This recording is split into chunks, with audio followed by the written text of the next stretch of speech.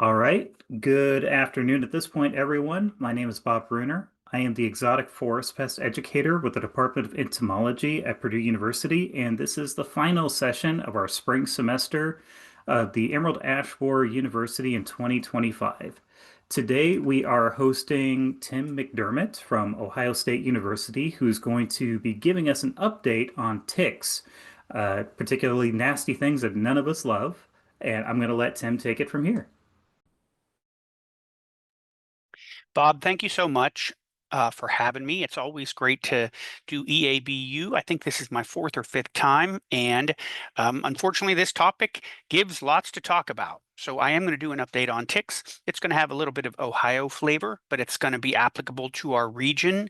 And why I do this is um, well, first off, I'm an assistant professor in agriculture and natural resources with the Department of Extension at Ohio State University. I'm also courtesy of faculty appointment in the Department of Veterinary Preventative Medicine in our College of Veterinary Medicine, and I lead OSU Extension's statewide outreach here in Ohio on ticks and tick-borne disease. So I travel all over Ohio to give presentations on this, trying to raise public health awareness of ticks and tick-borne disease and their spread because of how fast we have gone from one tick of medical importance 20 years ago to humans, companion animals, and livestock to five now here in Ohio, adding two new ones in just the past couple of years.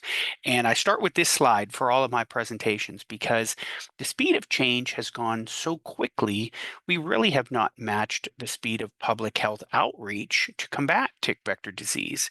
So, myth number one, and these are how it used to be, and that's like 10 years ago. It's really amazing how fast it's changed.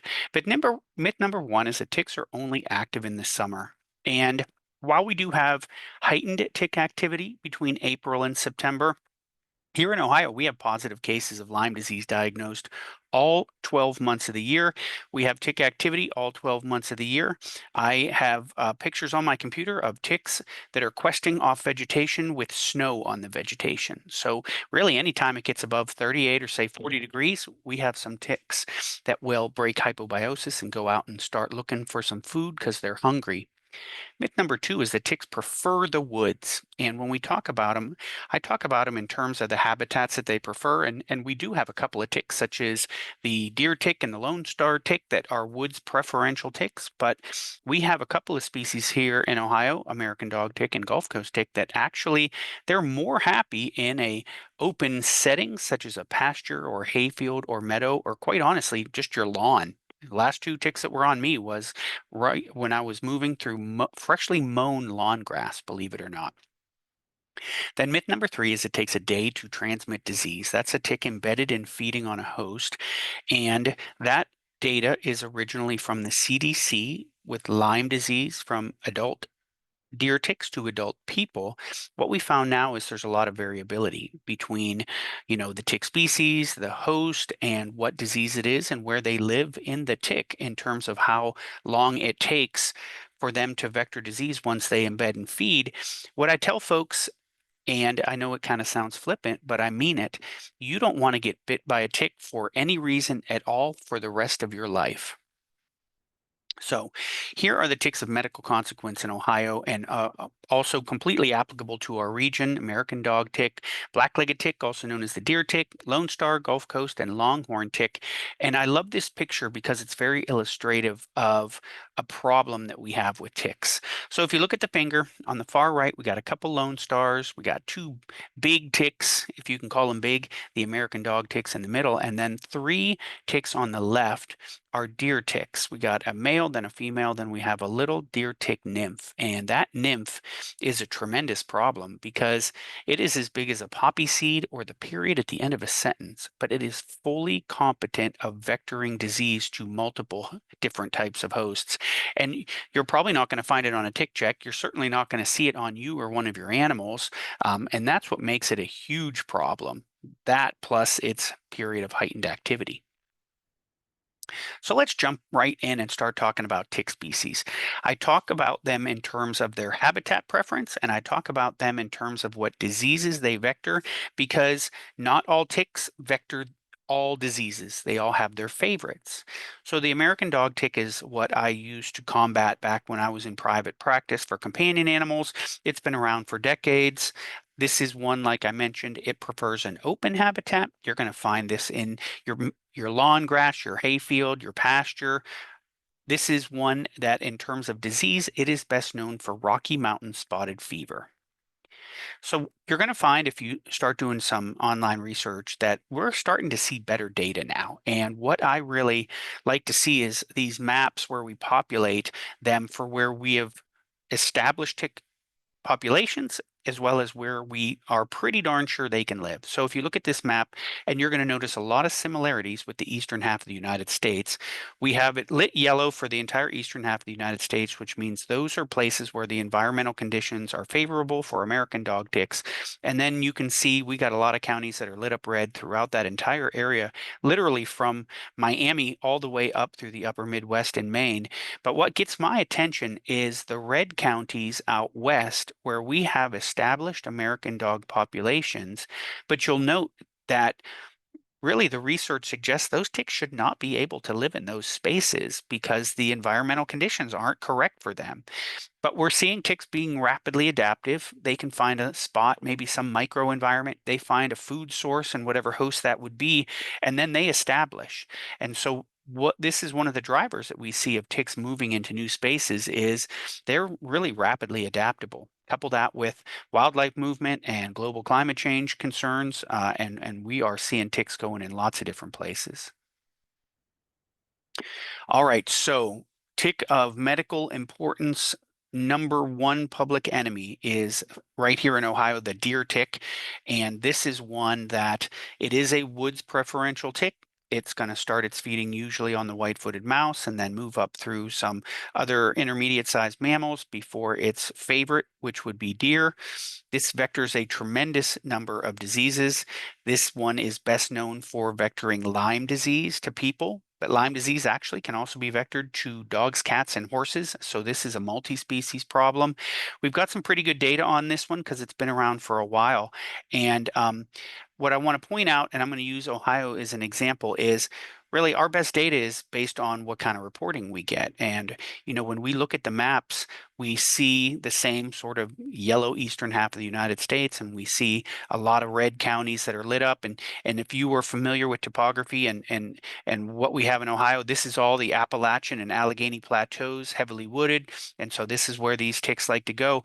But you'll see some yellow places here, and that would suggest that we don't have tick populations there. But this is really a data reporting problem more than anything else, because I can tell you that this rectangle in eastern central Ohio, that's Tuscarawas County, and that might be our best studied county in all of Ohio. There's actually a high school teacher there who takes his students out on tick drags, and they map all of the green spaces in their county, and then they PCR them for Lyme disease. So not only do they have established populations of deer ticks in Tuscarawas County, they actually have the prevalence data for Lyme disease in Tuscarawas County. Just amazing work that way. But we still have a little ways to go with our reporting data, populating our data sets. But I can tell you that over the last 5 years, 6, 7 years, it's really improved, and we're starting to get much better data now. All right, so one of the things that I want to see, at least in Ohio, and we're starting to build them, is the life cycle sort of curves for phenology on when they're going to pop up and be in the environment. And I'm just showing this because this is the pre-2024. I used to use this in different slide decks back in the day, but we've refined it. And in fact, this is our curves of when the different life stages are going to be most active here in Ohio, updated as of September 2024. And so this is going to be really applicable for a region where we would share similar environmental conditions. You can see we got a big spike right here of these nymphs, those little guys that can vector disease elitely. And that's why we do see such high numbers of Lyme disease diagnosed shortly after these bites in the summer. But this is the one that gets a lot of people's attention and really stood out to me is look at the period of activity where adult deer ticks are most active. And a lot of people don't think about ticks as being a 12-month problem.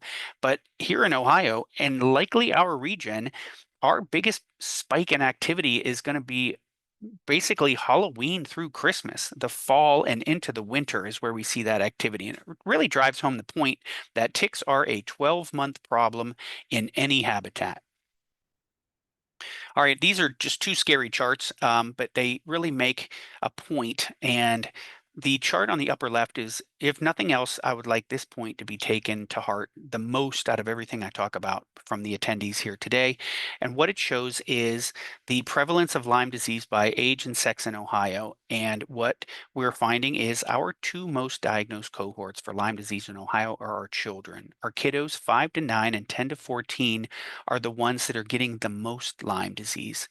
They don't practice tick-safe behaviors. They're probably not wearing permethrin clothes or repellents, but they're out there rolling around in the woods in the summer where those nymphs are. And as a result, our kiddos are getting Lyme disease. Really, I am trying to do my best job to discuss this so that we can do a better job of keeping our kiddos tick safe, because they are being affected the most out of anybody. And then when we think about Lyme disease and we think about the speed of change from really going from 0 to 100 miles per hour, which is what we're doing right now, it's not a linear increase, it's an exponential increase. So this is a chart that was showing a 35-fold increase in Lyme disease cases in the past 13 years in Ohio. And it's actually worse than that for two reasons. One, we don't have 24 data on this chart, but we're closer to like a 45-fold increase. But then this is reported cases. And I can tell you from traveling all over the state of Ohio, talking to physicians that work in these spaces, they're not often testing for Lyme disease. The prevalence rates for disease in our impacted counties in Ohio are between 40 to 60% of ticks are carrying some disease, often Lyme, meaning it's a 50-50 or worse chance that if you had one feeding on you, that you would have been exposed to that pathogen. And so if there's any thought that there's Lyme or any symptoms, or even if the risk is so high, which it is, they often don't test. They just put them on antibiotics because they know it's more than likely they have that. So it's probably way worse than a 45-fold increase. But you can see we started linear at the bottom here, and then we are just moving up like a rocket ship. This is an interesting metadata set that I found in an article, and it really demonstrates the point that tick-borne disease, especially Lyme disease, is not just a Ohio problem, a regional problem, a national problem. It's a global problem. There are countries that are much more impacted by ticks than even what we have going on in here in the United States. But according to that metadata set of 150,000 people, which is a pretty robust data set, in North America, 9.4% of people have already had Lyme disease, and in the world, 14% of people have already had Lyme disease. It is a global public health disaster. All right, let's talk about tick number 3. This is the Gulf Coast tick, and I'm not going to spend a tremendous amount of time on it. It is new to Ohio, but not new. It's honestly probably one of, if not the oldest studied tick because of its impacts on the cattle industry. In fact, the first studies about this tick were in the 1800s, but the Gulf Coast tick has been moving its way up to our region, and it originally started with its habitat in Gulf coastal grasslands. This is a tick that really does like its wooded, or I'm sorry, it likes its more open area. It tolerates a little more sun, lives in the grass. It has spread since that spot around Texas and Louisiana up the coast to Maine, and it moved its way into our region by following the Mississippi River watershed and then the Ohio River watershed. And now we have it established in Ohio around Cincinnati, which means it's going to be Kentucky and it's going to be Indiana right around this space as well. So this is one that we don't really talk about as much. It does have some diseases associated that can cause some problems with humans, dogs, and cattle. This is one that we catch mostly by just sort of citizen science or submission samples in there, and we see it sprinkled all over various places in Ohio. And we would like to see better data on this one, but it doesn't really have the heavy medical impacts like we see with the other one. So this one kind of got shoved down the stack a little bit lower in there, but it was not present in Ohio until it was. And that happened around 2020, but it could have happened before that. We don't really know the exact sentinel event for Gulf Coast tick here. All right, let's spend a minute on the Lone Star tick because this is causing some serious problems in Ohio and in our region. Lone Star ticks are woods preferential ticks. They are very aggressive feeders. They like to feed on about anything. They're some of the hardest ticks to kill, and they do have diseases associated with them. When we look at the distribution map in there, we're starting to see infill of the eastern half of the United States. It's going to probably look like the deer tick and the American dog tick here shortly. We're starting to see those pop-up counties where we didn't think it should be able to go, but it's there now. And we see it's really heavy in southern Ohio. And this is the tick that you guys are probably familiar at associated with the mammalian muscle allergy or alpha gal, where if you get bit by this tick, and you react negatively to some of the components in its saliva that are similar to non-primate mammalian muscle, then you can become allergic to non-primate mammalian muscle.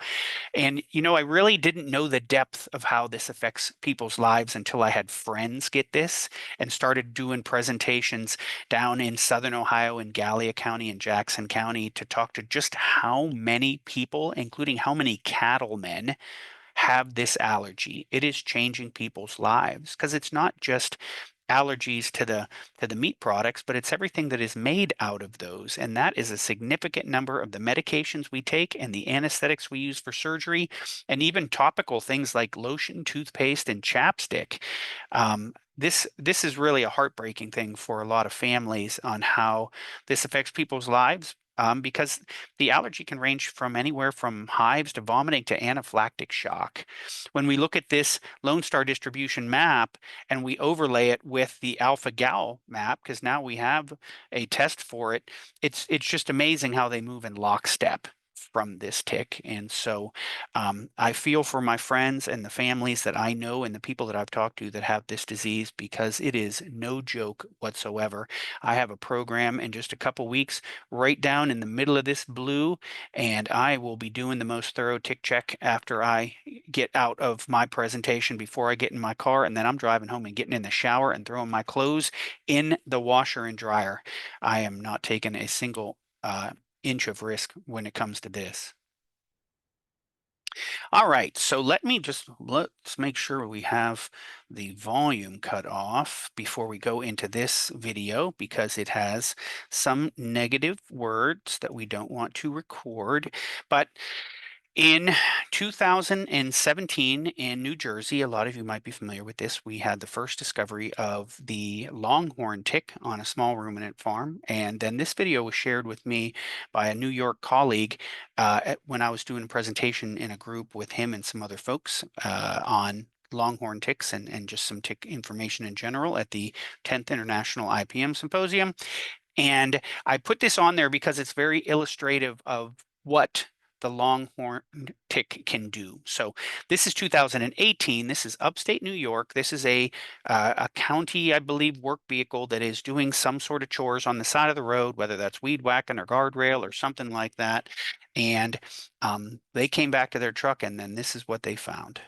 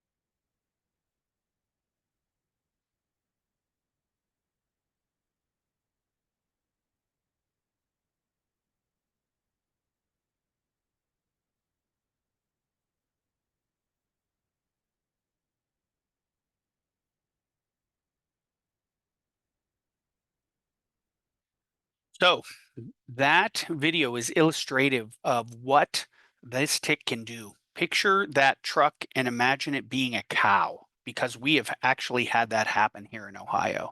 So the longhorn tick has multiple characteristics of note that are going to make it a worry. I mean, this could fundamentally change how we graze animals in the United States, which is a sizable portion of our agriculture industry. It's understudied to figure out what it can vector, and we do know that in its native host range, it vectors multiple pathogens of tremendous medical consequence.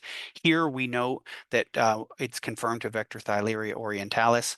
It can feed on a tremendous range of hosts, including a whole bunch of migratory waterfowl, all companion animals, all livestock, humans, a ton of wildlife, and it's noted for parthenogenic reproduction. So parthenogenesis means that the female does not need to mate with a male in order to lay eggs. She's clonal, so she can lay tremendous numbers of eggs, 2,000 in a clutch at one time. So it takes just one. Just one longhorn tick can establish a population somewhere. And like I said, they've been found on Canada geese. So you get one on a Canada goose following some migration, it feeds and falls off somewhere, and you could have a problem. The picture on the lower left is from one of our very first discoveries in Ohio in Monroe County, and it was a cattleman colleague of mine who called me talking about how his across the street neighbor did a herd check on his animals and found 3 dead head of cattle. And when colleagues of mine here at Ohio State went down there, they did a tick drag, and the very first tick drag when they walked in the gate of that pasture was something like over 7,200 ticks in the very first tick drag, which put the population of the pasture in 10 to 15 million. And in fact, the 3 head of cattle, which was 2 full-grown cows and their bull, about 4,000 pounds of animal, were killed simply from blood loss and exsanguination from overwhelming feeding, because we did not find any diseases when we did a herd test on that. And these are not big ticks; they're the size of the deer tick, but we find them sometimes on animals in the thousands per animal. It's amazing what this tick can do, and we are actively working on ways to mitigate this one. Here in Ohio, this is where we have them. We are actively searching for them, and when we get a new tick, we put a new star on here. We have 19 counties that have that in there, and when we look at the national map, you'll see a lot of that spread probably came from Pennsylvania or up from West Virginia, although it could have been on animal migration. And this is one that what's interesting is we just added our county number 19, which is Pike County, which is in the southern part of Ohio here. And that tick was discovered in March of this year. And we originally thought this tick was more of a heat lover because that's what it really likes in its native range. But we're seeing this tick emerge, at least here in Ohio, in some of the cooler months, which is mimicking what we see with the other ticks here in Ohio. So it just drives home the point that ticks are rapidly adaptive, and so we look to be putting some more stars on this map this year as well. When we look at the distribution in the United States, you can see we started in Jersey, we're moving north, we're moving west, we're moving south. We have some pop-ups that are out in the Midwest and heading out west here, and you wonder if that's animal movement, although that really doesn't track with the migration patterns for migratory waterfowl. They're more of a north to south, and we don't really have any that are an east-west. So my wonder is if those are cattle shipments, because we ship a lot of cattle to feed out in other places, and you're not going to see one longhorn tick on a cow. And we put cows in pods and ship them in trucks all over the place. And remember, it only takes one. So we're at 21 states right now, and that's from the most recent USDA sit rep. And unfortunately, that situation report has been canceled. So I don't know if we're going to get any more updates on longhorn ticks. Here is a map that was published in Nature, and it was 3 different overlaid studies that looked at where this tick exists in its native habitat and then tracks it and puts it against where our temperatures are right now. And where you have one sort of light tan is where one study agreed, and the butterscotch is 2 studies. And then the red is where 3 studies agreed. And the interesting thing is some of the biggest areas that are impacted by this tick. And if we go back, you'll see, a good chunk of this area was not really even where this tick was supposed to live in that model in one of the studies, but it is really thick in there. And that just sort of illustrates the points that ticks don't read the literature and they don't really care. They find a spot that they like, they find a host, and then they put down roots.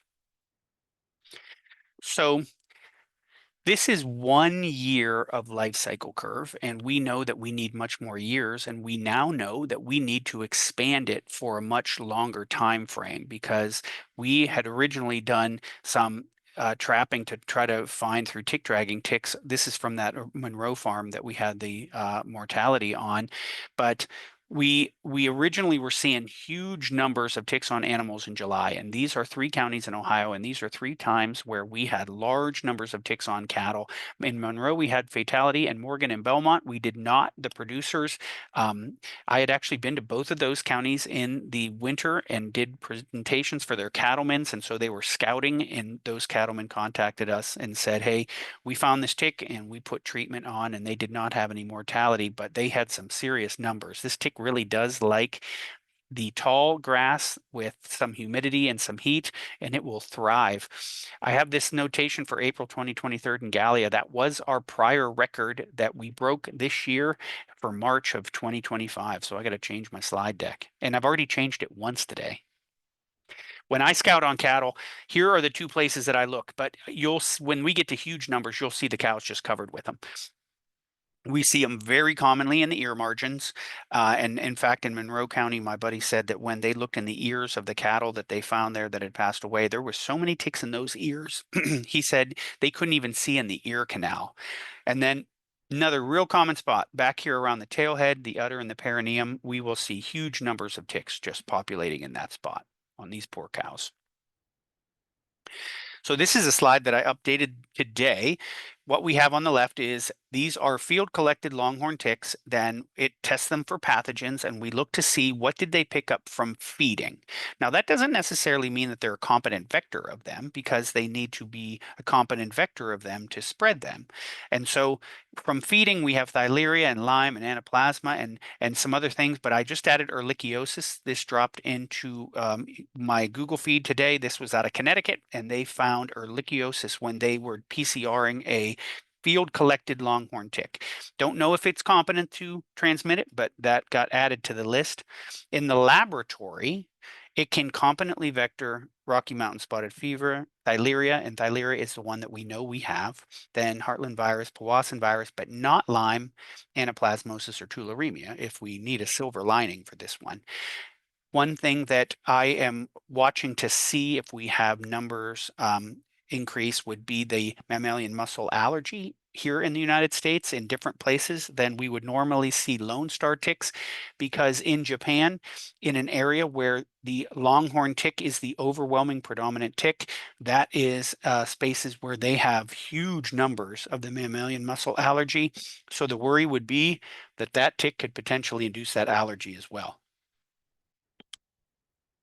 Okay, I'm putting this up there really to illustrate the lack of data in some places. Some places are doing great. Pennsylvania, you are killing it. You guys have some great data.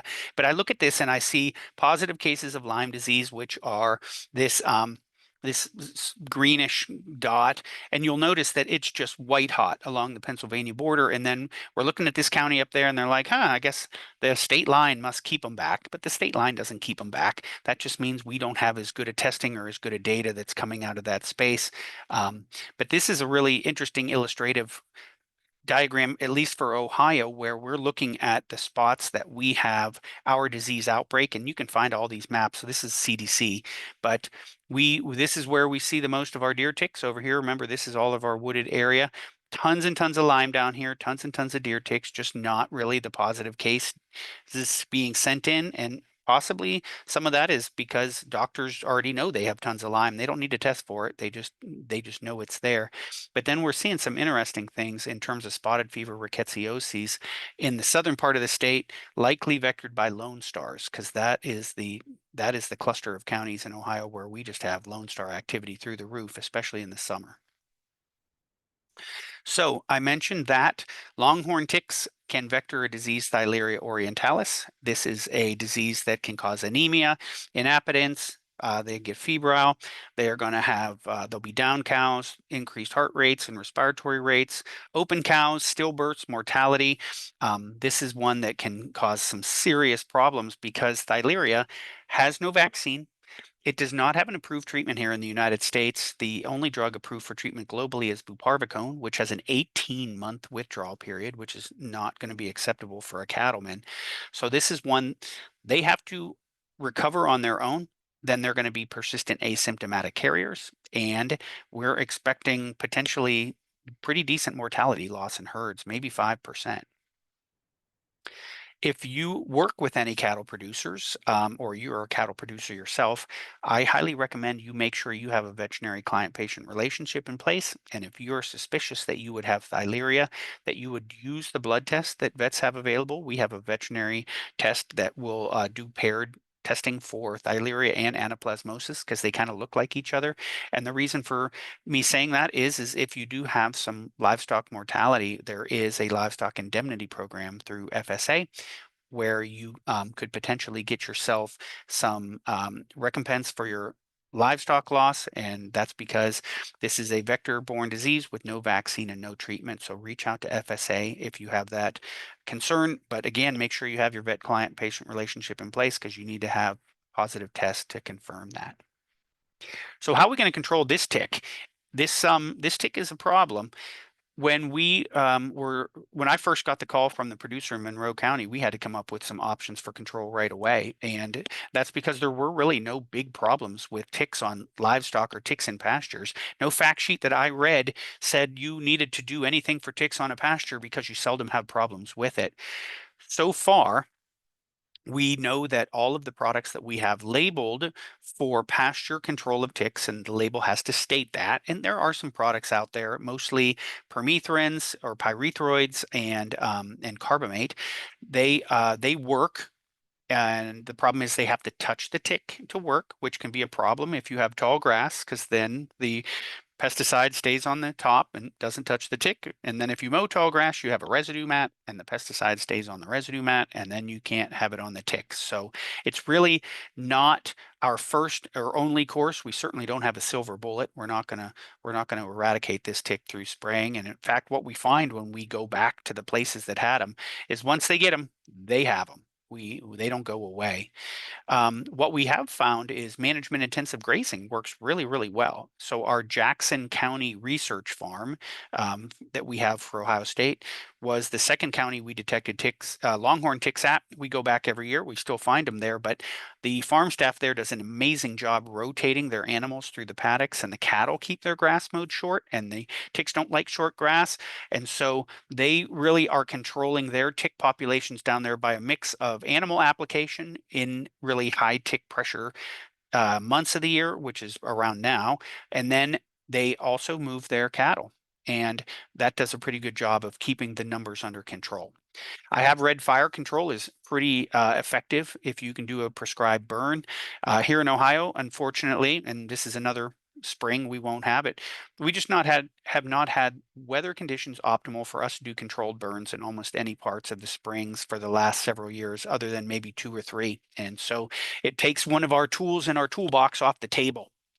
I have a research study that I'm starting with a colleague of mine down at our Jackson farm. We're going to see if this tick can survive stored forages, and maybe if we get a really infested pasture, then we turn that pasture into a hayfield. Because if we can prove that the ticks die in stored forages, that's another tool in the toolbox for our animal agriculture colleagues. Other animal control, companion animals have great stuff. All of the things that they have are proven effective so far against this tick. Their label might not say it yet because for companion animals, they don't just have a broad tick label, they have individual species labels with individual times for control. So you got to be a little bit of a label reader. But if it doesn't have a label for longhorn tick, as long as you have that veterinary client-patient relationship in place, your veterinarian can prescribe that for your four-legged friend. So for application on cattle, again, all of the things that we have that are labeled for ticks currently work. One of the things that I've been talking to a lot of producers about is, you know, producers don't work their animals a tremendous amount. They're not touching them every day. Even if they're moving them through pastures, it's because they're opening gates and encouraging them to go to new forage.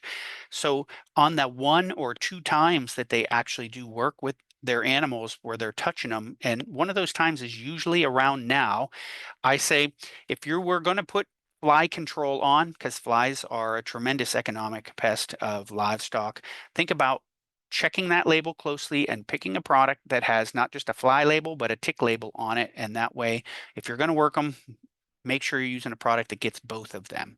And ivermectin has been used successfully here in Ohio for longhorn tick, but again, that's not labeled, so you would need that veterinary client-patient relationship in place.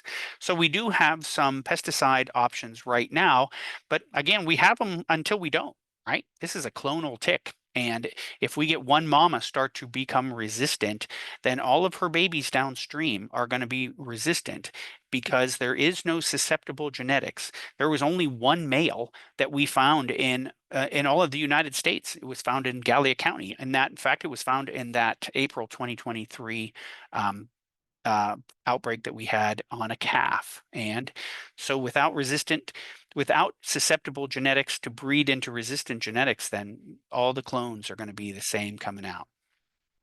All right, for the people, how do we keep ourselves and our families tick safe? I recommend permethrin treated clothing. I like long sleeve, long pants, light colors, so you can see them and get them off before they embed and feed. You can purchase permethrin treated clothing. You can self-treat your clothing. Just make sure you use permethrin labeled for fabric. For repellents, there's lots of choices out there. So I tell folks, you got to be a label reader. Um, there is a very helpful decision-making tool that the EPA has, and I use that when I'm trying to figure which repellent to use in which situation. But again, as I alluded to, when I was talking about how I'm going to address my tick presentation in Vinton County and the going out there in the forest, I'm going to be staying as close to the middle of the path as I can. I'm going to resist going off path into tick habitat. I'm going to make sure I'm doing a thorough tick check before I get in my vehicle to get them off me. I am going to go home. I'm going to pop those clothes in the washer and the dryer and me in the shower. And I'm going to use my knowledge of how to stay tick safe as part of my personal protective plan for safety. And then I am going to make sure that my critters are on the best medication that I can fit in my budget in order to keep them safe, because dogs and cats are walking tick drags. They will just vacuum them up right off the ground. All right, I like to say there's one right way to remove a tick, and then there's all the other ways. The correct removal is tweezers or a pointy tick tool that gets all the way down to the embedded head, which is cemented into the host. You need to get that tick up. You need to then wash your hands, wash the spot, put the tick in a baggie. Don't just try to grab it by its butt and yank it off, because you'll probably express its gut contents into you. That's going to make it a greater chance for you to get sick from some tick disease, and it might leave that embedded head that is cemented into the host in place. And then you got to head to the urgent care or something like that. So familiarize yourself with the correct removal of a tick, because research has shown that incorrect removal of a tick has a higher chance of disease secondary to that. So here are my take homes. Ticks diseases are prevention diseases. You do not want to get bit by a tick ever for the entire rest of your life. And then realize the myths are just that, they're myths. You can encounter a tick in any habitat on pretty much any month of the year. They have a tremendous number of different diseases they can vector to you. They can also induce an allergy. So we want that personal plan for safety with permethrin treated clothes, repellents, knowledge, tick checks, and then making sure that our companion animals are part of our protocol, because they can break biosecurity. And if they get loaded with ticks, they're just coming home and they're jumping in bed with you. So if that doesn't spur you to make sure they're on something, I don't know what will. Familiarize yourself with the proper removal for that, and then submit ticks for testing. So this is brand new stuff right here. What we just rolled out, and it's been within the last month here at Ohio State University, is Buckeye Tick Test, and that is a tick testing laboratory where samples can be submitted here, and it's $49.99 per tick. it is something that has a 72-hour turnaround time when we get a tick in. And so you can find out if that tick was actually carrying a pathogen in it. And that's great information that you can share with your physician or your veterinarian. And that's going to allow us to populate much more robust data sets on what species we're seeing where, and especially what are the prevalence rates for disease of the ticks that we're seeing in the different places. And we can use that to keep our families, our animals, tick safe. So this is also a helpful site. This is the Bite site on the left. This is one where if you head there, it has a link on there to all of those maps I showed you, and also to the EPA decision-making tool and some helpful videos on how to treat your clothing with permethrin. And I would love to thank the USDA Crop Protection and Pest Management Program grant that funded and funds me still for outreach on ticks and tick-safe behavior. And on that note, I will leave that up for a minute. That's my last slide, and I will